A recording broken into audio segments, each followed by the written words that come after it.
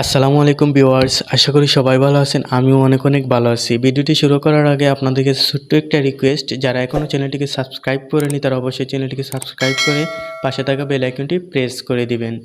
আজকের video thumbnail থেকে আপনারা বুঝতে পারছেন কিভাবে ফটো দিয়ে টিকটক ভিডিও এডিটিং করবেন। তো ভিউয়ার্স, ভিডিওটি না টেনে ফার্স্ট থেকে লাস্ট পর্যন্ত ভিডিওটি দেখতে থাকুন, তাহলে আপনারাও খুব সহজে ফটো দিয়ে টিকটক ভিডিও এডিট করতে পারবেন।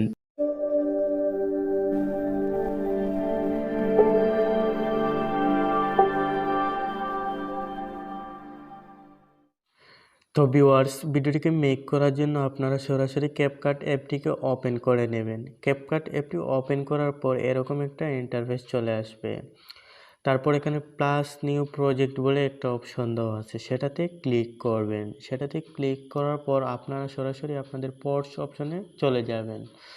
সেখানে যাওয়ার পর আপনার যে ফটো দিয়ে বা যে ইমেজ দিয়ে ভিডিওটা তৈরি করতে চান সেই ইমেজগুলো এখান থেকে সিলেক্ট করে নেবেন।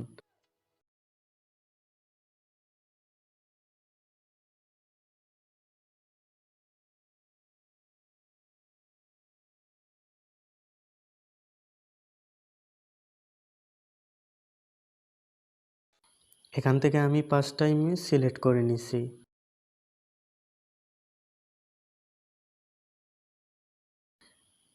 তারপর ক্যাপকাট ওয়াটারমার্কটি ডিলিট করে দিবেন।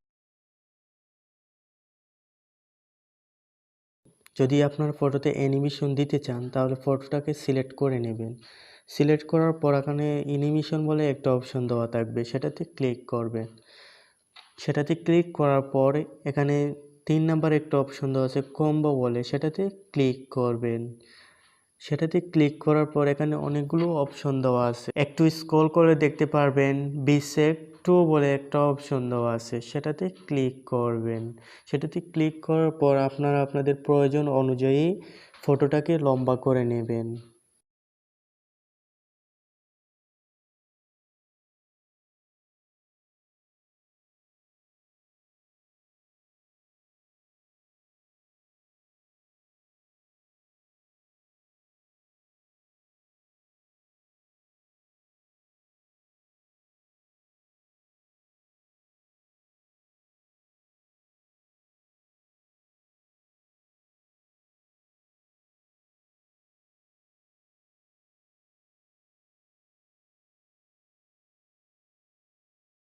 এখন সব ফটোগুলোকে কেটে ছোট করে নেব,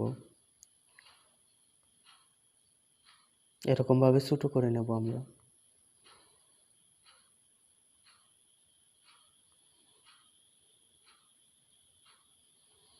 এখন যদি আমরা 2 নম্বর পিকচারে যদি কোনো অ্যানিমেশন লাগাতে চাই তাহলে অ্যানিমেশন বলে একটা অপশন দেওয়া আছে, আবার অ্যানিমেশনে ক্লিক করব। করার পর আবার কম্বো অপশনে চলে যাব। একটু ডান দিকে একটু স্ক্রল করলে দেখতে পারবেন পেন্ডুলুম বলে একটা অপশন দেওয়া আছে, সেটাতে ক্লিক করবেন। সেটাতে ক্লিক করার পর আপনার সাইন ইন অপশনে ক্লিক করে দেবেন। আবার যদি পরের পিকচারগুলোতে অ্যানিমেশন লাগাতে চান তাহলে এইভাবে পিকচারটি সিলেক্ট করে নেবেন, তারপর অ্যানিমেশনে ক্লিক করবেন। করার পর আবার কম্বোতে চলে যাবেন। কম্বোতে চলে যাওয়ার পর আপনার যেটা ইচ্ছে সেটা দিয়ে দিবেন। এখান থেকে আমি এটাকে সিলেক্ট করে নিই।